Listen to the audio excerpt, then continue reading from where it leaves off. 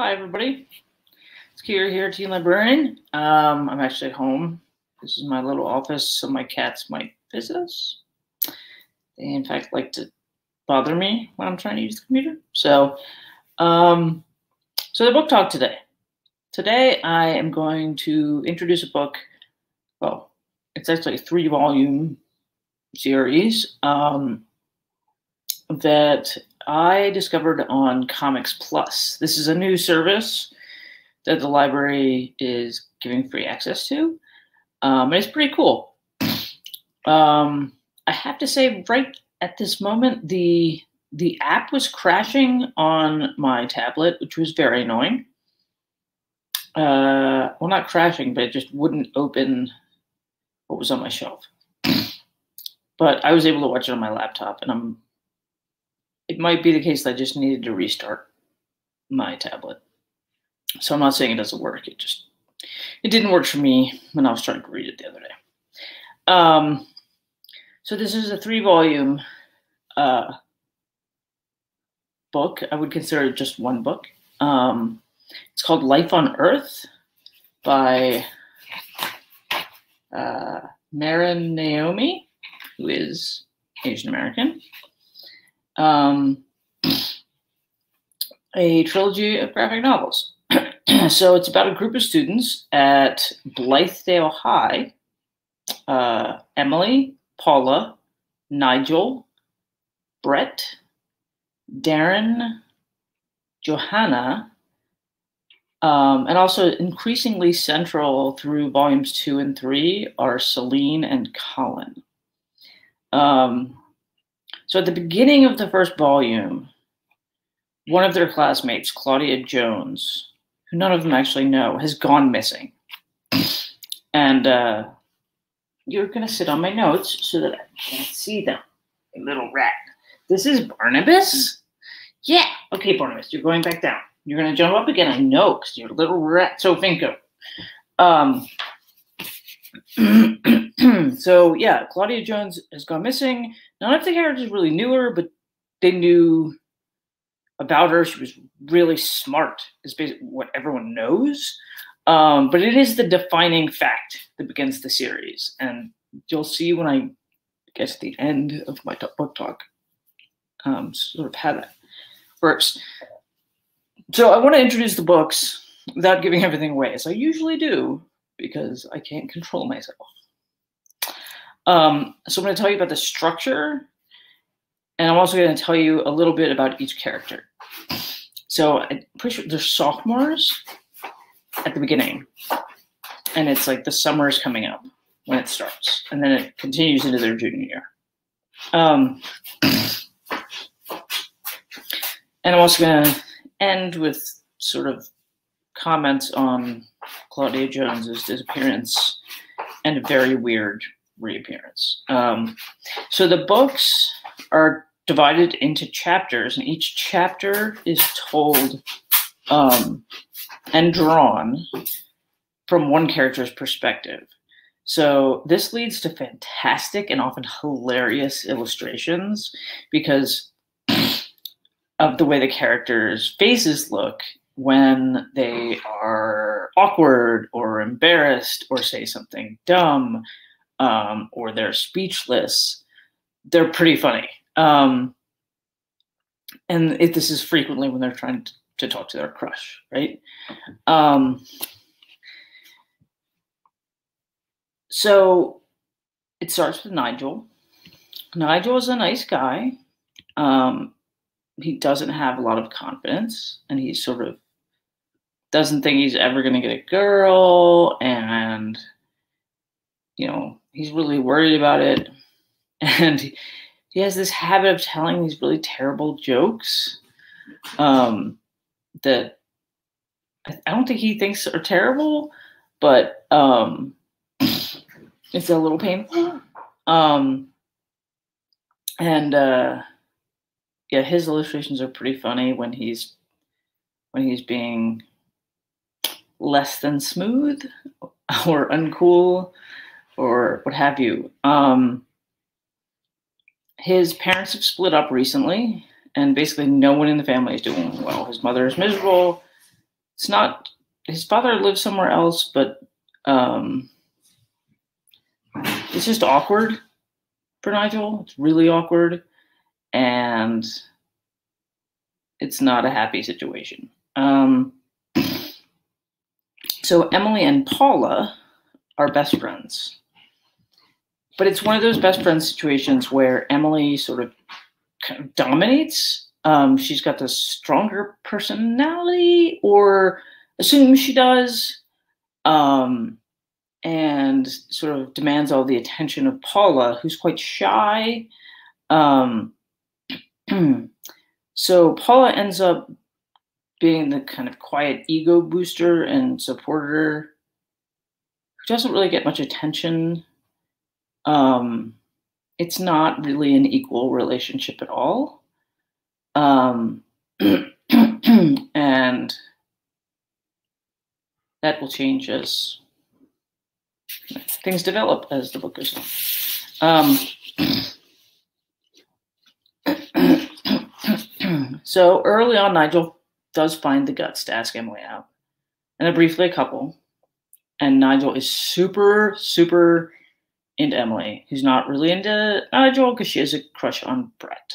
So Brett is handsome. He's friendly. He's super well read. He works at a deli, which is where Emily meets him when she finally asks him out. Next up, Darren. He's drawn as, and definitely seems like a bully. He's also Paula's ex, and that's a whole thing with the way her friends talk about that splitting up. He is desperate to win her back, but not going to. Johanna is Brett's oldest and best friend, like from when they were tiny.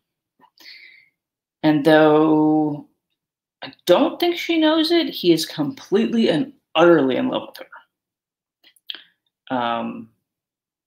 Which leads to complications of all kinds that you can read and find out about. She is extraordinarily nice. Everyone likes her. And yeah, so let's see who. Celine initially is not like a big character.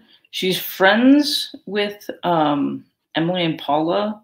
She like if they go out somewhere, she's the one who drives. Also, Paula doesn't have much money. I was going to say that. But Celine is sort of, she's confident. She's sort of the more sort of tritely popular kind of figure. Like, she's confident talking to boys, confident talking to girls. Like, she's just one of those people who's doesn't seem to be having as much misery in high school at the beginning. And Colin enters the story late. He is handsome, he is very charming, and he's also dangerous. So that's what I'm going to tell you about that. So I've introduced these characters, and as you read the volumes, all these underlying problems, often very serious, and questions emerge about each of the characters. And their friends don't necessarily know about these issues, or maybe one does, or maybe no one does. But they're facing all of these troubles in their lives, and some of them very intense. And the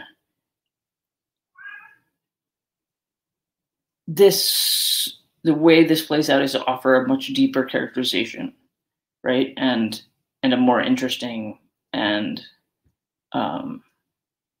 compelling story than if what I just gave you about the characters was all I gave you, and it was, a story about high school, like angst and crushes and first loves, right? but there's all of these serious issues sort of underpinning that not everyone knows about, but that come to the surface eventually. And finally, I've got to talk about Claudia Jones, right, who disappears mysteriously and then reappears equally mysteriously. Early in the first volume, Nigel makes a joke, which is not taken well, that Claudia was abducted by aliens because she's so smart, right? And it was a joke, and I think it was Emily was like, "That's not funny," because she had just disappeared, and it was in poor taste. When Claudia reappears, she has these two guardians with her, and the illustration is really interesting. There's sort of a light around them or a color around them and then light emanating from them. And she has this very strange effect on people. Generally, it's a positive one. So when she makes when she's looking at someone, she's either causing or releasing sort of a more confident behavior, a more a stronger, more positive behavior that leads to good things, or she at times is preventing bad actions that may have been coming sort of from the gut or whatever. And though it's not made, it kind of is made pretty clear that the two guardians are aliens and that she was taken by aliens, and they came back to sort of, it appears that this is like positive alien interference in this group of people, which maybe because I'm a super nerd, like I thought it was awesome. Yeah, I mean, you might not, you might be like, what? But like, I mean, it's a comic graphic novel. Like there are lots of funny things in it, and there's also some serious things in it. But it is comic. I don't want to. It's super fun to read, even though there are serious issues at play. But the drawings, they're not super complicated. It's all black and white, but they're just fantastic. Like reaction faces, and it's really playful and funny. Also, I don't want to give anything away, but there is an LGBTQ love story, which is also interesting because it deals with one person wanting to come out and the other person maybe not being ready. And the one person comes out in the newspaper, and there's reaction, and et cetera, et cetera, et cetera. So yeah, I found it really fun, and I'm exploring Comics Plus because it's a new thing that we have access to for free, and I would recommend you just explore it and see what you can find that appeals to you. I found this pretty fast, and I was like, this looks kind of crazy. I'm gonna read it. So yeah, Comics Plus is cool. Check it out.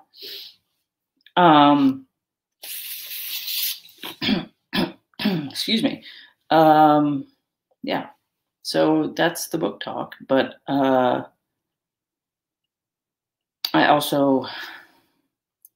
want to take a moment to tell you that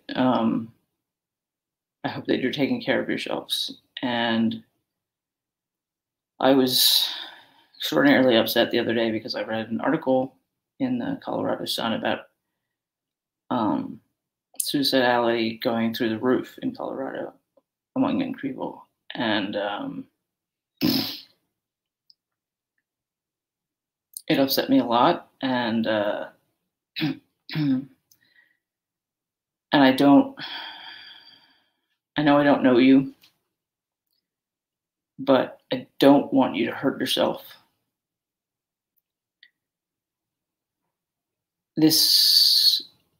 I know you may feel totally alone and hopeless.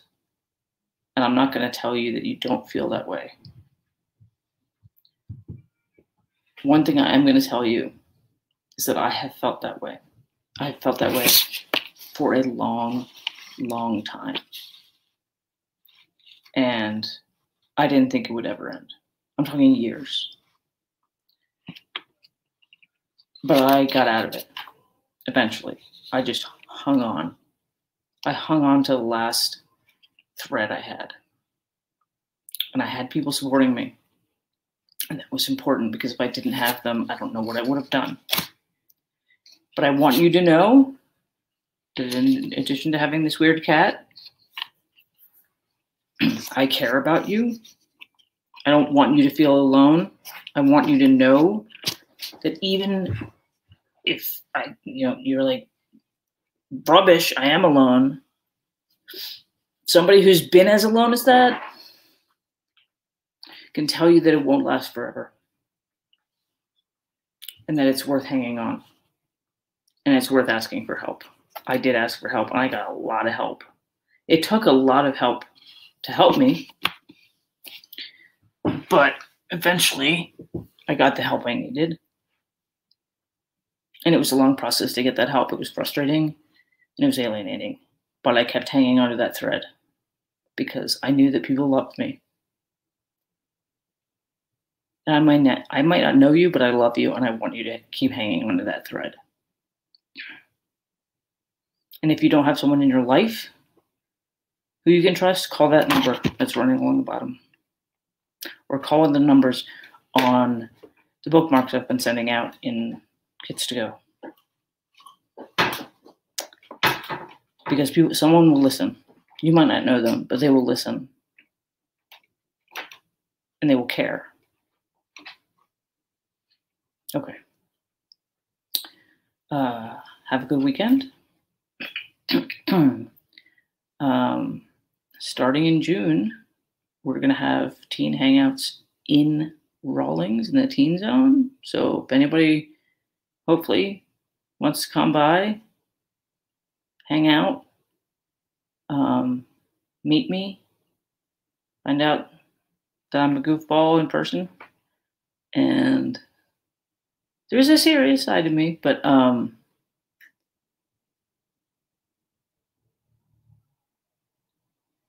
I want to get to know people. I want to get to know you guys, and I want you to know that I respect you. I respect your life. I don't think you're some kid worthy of less attention. I think you're valuable, and I want to know you for me, for what you can give to me. So, have a good weekend, and I'll see you next week, if on the screen, if not before.